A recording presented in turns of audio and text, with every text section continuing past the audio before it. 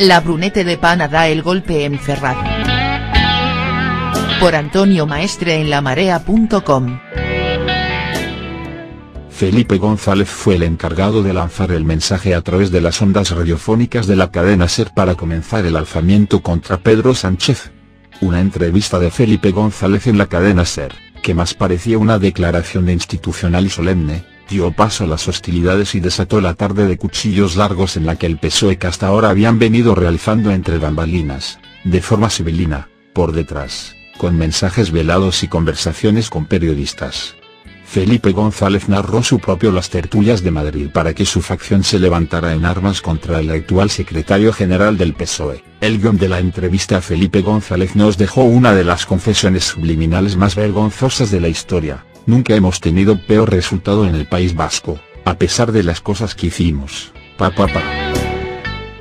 Es reconocer la derrota, pero reconocerla. Oiga, reconozco que vamos de derrota en derrota, que la vamos ahora regionalmente. Nunca hemos tenido peor resultado en el País Vasco, a pesar de las cosas que hicimos. ¿A qué se referirá?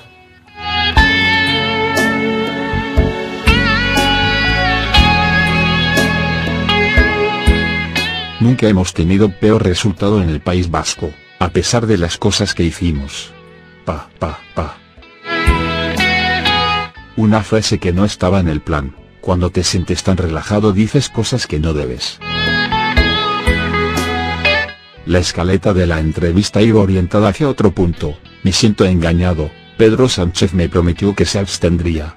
Dos de los tres tentáculos del triunvirato de influencia socialista en la sombra, Cebrián, González y Fainé, unidos para poner en marcha su particular operación Galaxia contra la dirección de Ferraz. La Brunete de Pana comenzaba el golpe de mando con los micrófonos de la SER como altavoz del pronunciamiento. El mandato de Pedro Sánchez ha sido una historia de traiciones. Antonio Pradas entregó ayer las 17 dimisiones que quieren moverle la silla. Pradas fue junto a Luz Rodríguez, otra de las dimisionarias, el que llevó los avales de la candidatura de Sánchez a Ferraz. Todos querían a Pedro Sánchez de temporero para que Eduardo Medina no lograra la victoria y así allanarle el camino a Susana Díaz hasta que ganara unas elecciones y la legitimidad suficiente para cruzar Despeñaperros. Sánchez logró la victoria con el apoyo de Tomás Gómez, al que pagó limpiándole del PSM a pesar de haber ganado unas primarias. Para lograrlo se valió del País, que con una campaña concertada acusó a Gómez de haberse lucrado con el tranvía de Parla, acusación que quedaría en nada al ser archivado el caso. Luena salió muy indignado en rueda de prensa y le montaron una gestora. A los pocos días el diario de Cebrián publicó una encuesta increíble en la que, gracias a la decisión de Sánchez, el PSOE subía más de 8 puntos en solo una semana. La realidad electoral fue mucho más dramática para los socialistas en Madrid. Juan Luis Cebrián, acostumbrado a influir de manera tan crucial en el PSOE, no podía dejar de intentarlo con la cabeza de la dirección. Los editoriales del diario Deprisa comenzaron a conformar un relato que ponía a Pedro Sánchez como un irresponsable por mantener su compromiso electoral de votar en contra de la investidura de Mariano Rajoy. Su táctica de presión para evitar por todos los medios que intentara un acercamiento con Podemos y los independentistas no solo no conseguía su resultado, sino que enrocaba más aún a Pedro Sánchez. El líder del PSOE veía como única salida para su supervivencia ser presidente del gobierno, consciente de que tras una abstención a un gobierno del Partido Popular sería laminado en un próximo congreso por los que ahora han dimitido. El País criticaba en sus editoriales que Pedro Sánchez no tuviera un plan alternativo y, cuando lo proponía, le llamaba irresponsable por tenerlo.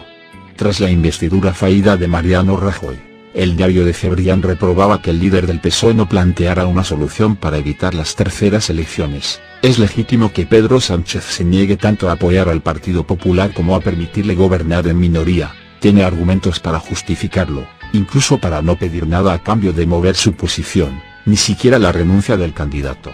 Pero es inexcusable que no explique en qué otra solución ha pensado. Solo 20 días después de ese reproche, El País publicaba otro editorial en el que cuestionaba de forma durísima la deriva de Sánchez por proponer una solución a las terceras elecciones. El gobierno alternativo a Rajoy era inaceptable para el otrora periódico progresista. En vez de plantear una deriva que conduce hacia la ingobernabilidad en España y que agudizará la crisis de su partido, Sánchez debería abrir un tiempo de análisis y debate interno. La supervivencia de un partido socialista moderado, reformista y con vocación de gobernar y mejorar España, no de ser el primero del pelotón de perdedores, debería de ser ahora la prioridad absoluta de todo aquel que sienta lealtad a las siglas del PSOE. Hoy, el país ha considerado que tiene la solución para salvar al PSOE. Es una autoproclamación muy habitual en los que promueven golpes de mano hacia los líderes elegidos democráticamente considerar que su solución es la salvadora. Salvapatria se suelen llamar. El vergonzoso editorial llega a la descalificación personal contra Pedro Sánchez por no tolerar apartarse ante el levantamiento de las efigies predominantes de la cultura de la transición. Sánchez ha resultado no ser un dirigente cabal, sino un insensato sin escrúpulos que no duda en destruir el partido que con tanto desacierto ha dirigido antes que reconocer su enorme fracaso. Las maniobras contra Pedro Sánchez no excusan el comportamiento del actual secretario general del PSOE, que no se atrinchera en el Rajoy por un convencimiento ideológico, sino por simple ambición personal y de poder. Sánchez es un socio liberal mucho más próximo a Ciudadanos y a la economía de Luis Garicano que a la izquierda tradicional.